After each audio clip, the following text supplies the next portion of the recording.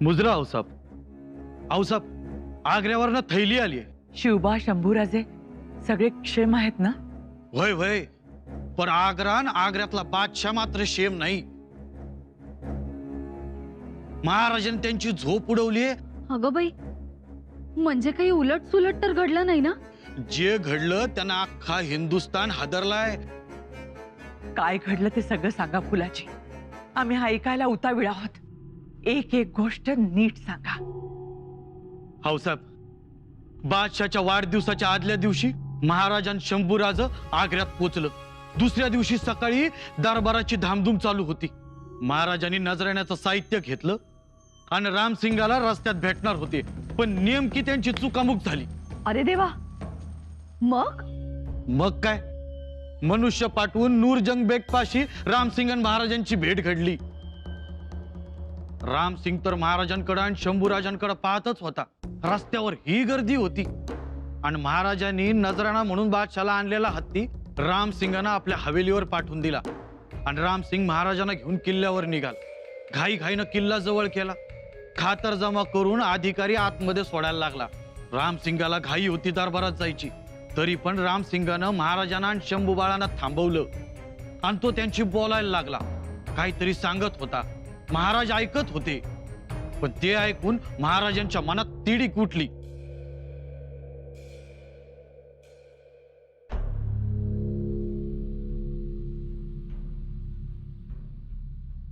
महाराज, आप जब दरबार में पेश आओगे तब न जूतों की चरमराहट होनी चाहिए न कदमों की आहट।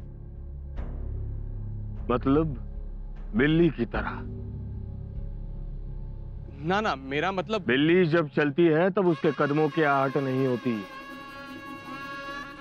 हाँ, मतलब नहीं, बस थोड़ा ध्यान रहे। और आप जब बादशाह सलामत से वार्तालाप करो तब आपको मुंह पर रुमाल रखना होगा। जैसे रोगी, खासकर यक्ष्मा से पीड़ित रोगी बात करते वक्त मुंह पर रुमाल रखते हैं, वैसे? नहीं, मेरा वो मतलब नहीं था। वो एक रिवाज है, शाही रिवाज। समझ गया। और बादशाह सलामत से जब आप वार्तालाप करोगे तब आपकी नजरें झुकी ही रखिएगा। बादशाह सलामत से नजरें मिलाने की जरूरत न कीजिए। शंभू राजे, आप भी ध्यान रखिएगा। बिलकुल, पण आमच्या आबासाहेबांशी बोलताना त्याचीही नजर झुकेल ना? क्या कहा? कुछ नहीं। और कुछ? और एक बात, बादशाह सलामत के दरबार में कुर्निश बजाने के बाद आपको जमीन पर सर रखकर जमीन को चूमना होगा। वो एक शाही रिवाज है।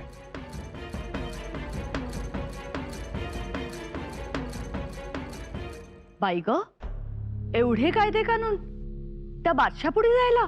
बादशाह हिंदुस्थानातील लोकांना गुलामच समजतो. पुढे काय झालं? पुढे काय, दिवाने खासचा दरबार भरला होता. वजीर जाफर खान, आमीन खान, राजा जसवंत सिंग, फुलाद खान हे सगळे सरदार आणि उमराव उभे होते. औरंगजेब तख्तावर बसला होता आणि हे सगळे जमिनीवर नाक घासत होते. त्यालाच कुर्निश म्हणतात तर. वय, दरवाजाजवळ घाईघाईनं महाराजांनी चढावा काढल्या आणि महाराज त्यांच्या मागे शंभूराज दरबारात गेले. वजीर आलम, ये दक्खन से आए शिवाजी राजे। बहुत अच्छे, नजराना पेश किया जाए। जी महाराज, आगे बढ़िए।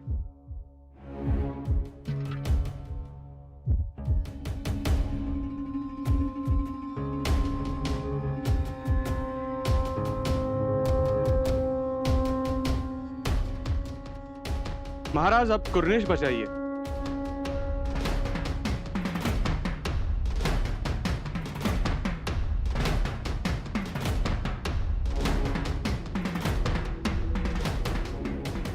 कुर्निश आणि महाराजांनी केली कुर्निश. ते कसले कुर्निश करतात? मग काय केले असणार महाराजांनी? त्यांना जे करायचं तेच करतात. महाराज, कुर्निश बजाइए. कुंवर राम सिंह, कुर्निश बजाना नहीं बजाना हम तय करेंगे. लेकिन हम इनके सरदार नहीं हैं. हम राजा हैं और राजा की तरह ही पेश आएंगे. आदिल शाह हमसे डरता है. श्रीलंका का राजा नेपाल नरेश हमारे मित्र है. जिस अफजल खान से तुम्हारे ये बादशाह डरते थे उसे हमने मारा है.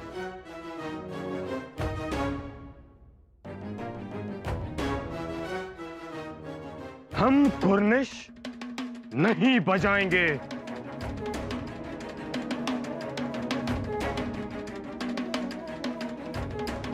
हम ही मुजरा करूं और वो मुजरा इस दिल्ली के तख्त को होगा जो सम्राट पृथ्वीराज चौहान का है. बस इससे ज्यादा कोई अपेक्षा ना करो हमसे.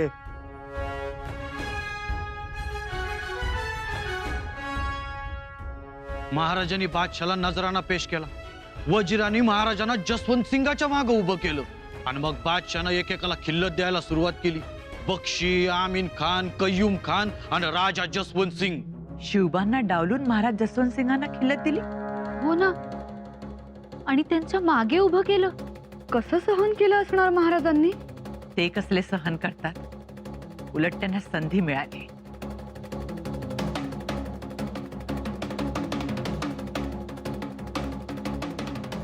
राम सिंह, जी महाराज. ये आगे की कतार में वो कौन खड़ा है? वो राजा जसवंत सिंह है. राजा जसवंत सिंह, जो हमारे सिपाहियों के सामने घुटने टेक गया था. दक्खन से कायर की भांति भाग निकला था.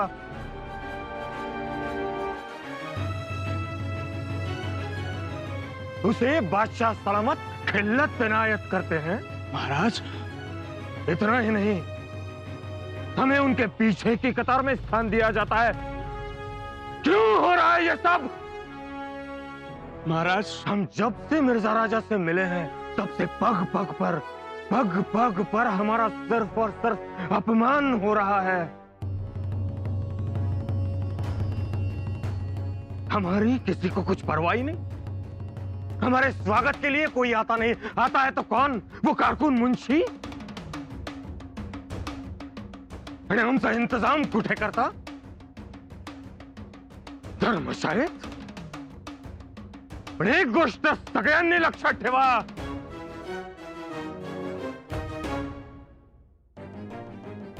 आमचा अपमान नाही, मिर्झा राजा जयसिंगांचा अपमान आहे.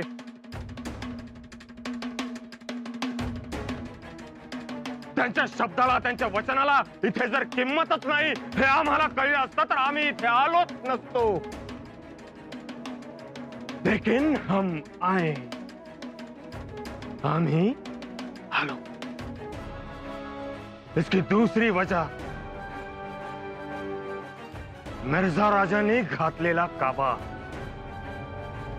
खुद्द बादशाह आलमगीर आमच्याशी बोलता आहेत असं समजून आम्ही इथे आलो. दख्खनची सुभेदारी घेण्यासाठी. मगर सुभेदारी तो दूर की बात, खिल्लत तक इनायत नहीं की गई हमें अब तक. महाराज सुनिए. बस,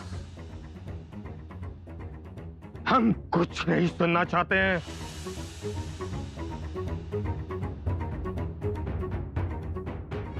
ये सारा माहौल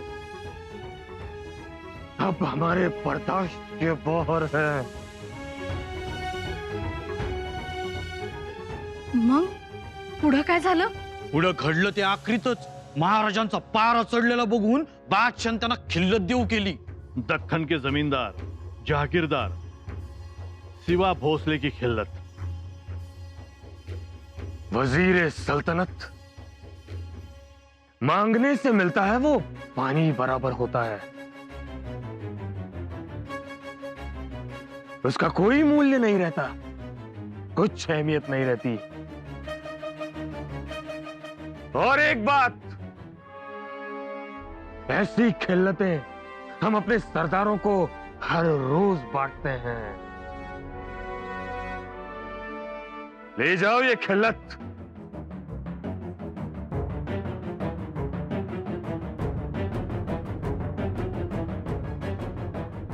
ये खिल्लत आम्हाला नामंजूर.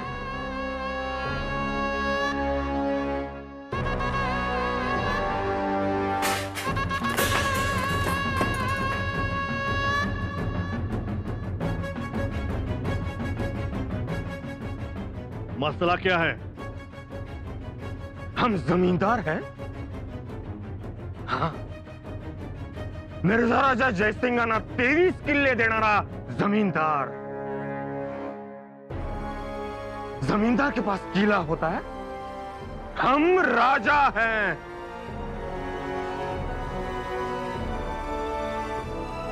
वजीर सल्तनत यहां आने पर हमारे सम्मान पर बार बार वार किया गया है. महाराजांचा रुद्र अवतार बघून बादशाहनं राम सिंगाला कारण विचारलं. त्यानं सांगितलं आग्र्याच्या गरमीचा तरास झाला राजाना.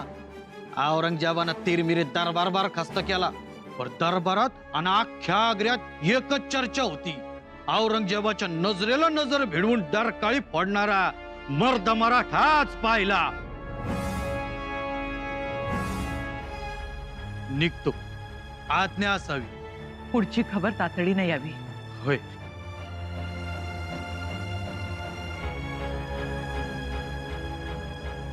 आम्हासनी तर वया धडकीच भरली.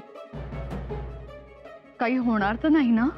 जोपर्यंत मिर्झा राजा दक्षिणेत आहे तोपर्यंत काहीही होणार नाही. पण आम्ही म्हणतो कशाला तिथे जाऊन हे असलं वैर घ्यायचं? हे वैर नाही, जागे करणे. उभ्या हिंदुस्थानाचा मेलेला स्वाभिमान जर जागा करायचा असेल तर हे धाडस कोणीतरी करायलाच पाहिजे. पण हे धाडस औरंगजेबाला सहन होईल? शंभूबा सुद्धा सोबत आहेत. बघू, आई भवानी पाठीशी आहे. आता ही घटना घडूनही 15 दिवस झाले असतील. आता काय झालं असेल? तो औरंगजेब चिडला तर नसेल ना?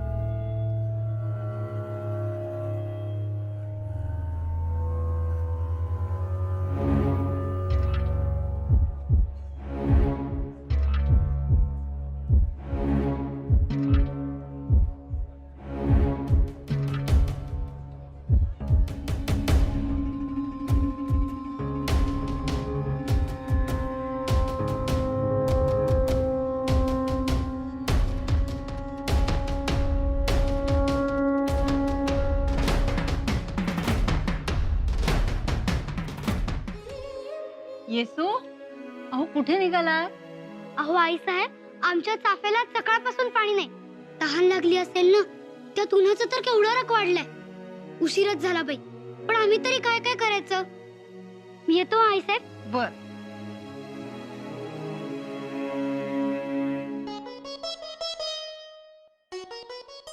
आई साहेब लवकर या ना. आई साहेब, आई साहेब. येसूबाई, अहो काय झालं? आमचा चाफा कोणीतरी खाल्ला, शेळीने नाही तर वासराने. अगं बाई, किती चांगला होता, किती छान दिसायचं, सगळे बघायचे, वाटायचं खूप मोठं होईल. पण बघा ना काय अवस्था झाली. बर, तुम्ही रडू नका, डोळे पुसा आधी. रडू कसं नका. आम्ही काय काय ठरवलं होतं. आम्ही चाफ्याला फुलं आल्यानंतर ते फुलं राजगडावर घेऊन जाणार होतो.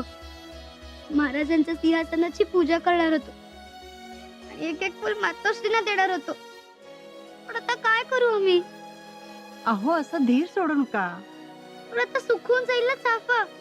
नाही जाणार चुकून, कारण त्याची पानं खाल्ली असली तरी त्याची मुळं सलामत आहेत.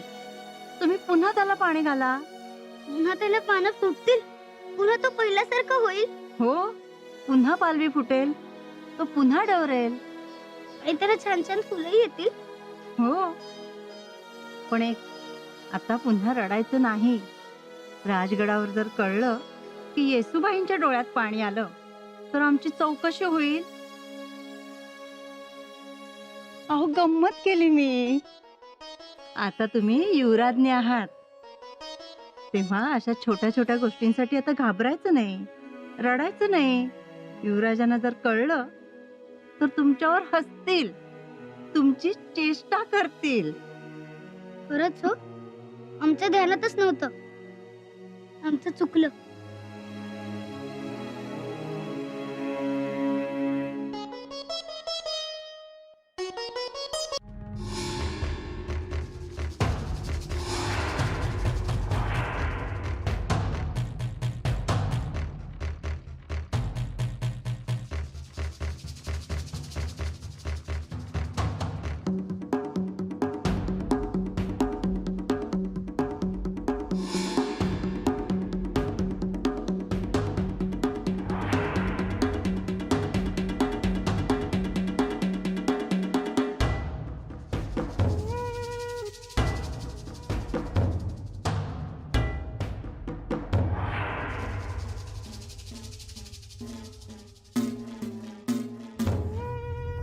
शंभूराजे, काय शोधत आहात? अंगारा येसुबाई देतात आम्हाला, देवी शिरकाईचा. त्याने काय होत?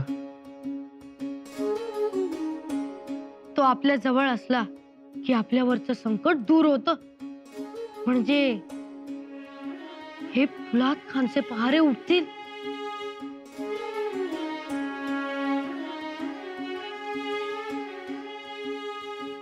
शंभूबाळा, या जगात फक्त शक्ती आणि युक्ती म्हणजेच बुद्धीमुळे काम होतात. अंगारे धोपाऱ्यांमुळे नाही. पण ते अंगारे लावून जर संकटांचं निवारण होत असतं तर आपण हाती तलवार कशाला घेतली असती? म्हणजेच शक्ती महत्वाची, बुद्धी महत्वाची. पण मग आता आपल्याला इथून कोण सोडवणार? युक्ती म्हणजे कोण? राम सिंग, कुंवर राम सिंग. ही असेल आपल्या युक्तीची सुरुवात. बादशाह सलामत, आप दयालु हो, जिंदा पीर हो. हाँ हाँ, तो हुजूर, आपने शिवाजी राजे पर फुलाद खान के पहरे लगाए हैं. राम सिंह, तो अच्छी तरह से जानते हो कि हमने ऐसा क्यों किया. पर हुजूर, वो पहाड़ी है. तो वो लोगों के पेट फाड़ता है, उंगलियां काटता है, खिल्ली भी उड़ाता है, भरे दरबार में ऊंची आवाज में बात करता है, नजरें भी मिलाता है. ये काफिर हद से बाहर बढ़ गया है. माफी चाहता हूँ. मैं शिवाजी राजे की तरफ से माफी मांगता हूँ हुजूर. मेरे पिताजी ने उन्हें सलामती का वचन दिया था. क्या कहें क्या करें, तुम्हारे वालिद मिर्जा राजे जय सिंह पता नहीं किस किस को वचन देते फिरते हैं. अब इसका हम क्या करें? हमें तो तफ्तीश करनी होगी. बादशाह सलामत. और ये काफिर वचन देने लायक था क्या? नहीं, पर और ये काफिर जब चिल्लाता है तो उसकी दहाड़ आगरे के किले के बाहर सुनाई देती है. अरे इसे तो धक्कन में ही मर जाना चाहिए था, उसे यहाँ क्यों भेजा? बादशाह सलामत, पिताजी ने जो किया वो मुगल सल्तनत के लिए किया. उन्हें सलामती का वचन दिया और आगरा भेज दिया. और आप तो जानते हैं कि वचन की मर्यादा. बस ये ख्याल रहे कि वचन मिर्जा राजे साहब ने दिया है, हमने नहीं। हम तो तफ्तीश करेंगे। बुलाओ उस काफिर शिवा को दरबार। ये हमारा हुक्म है।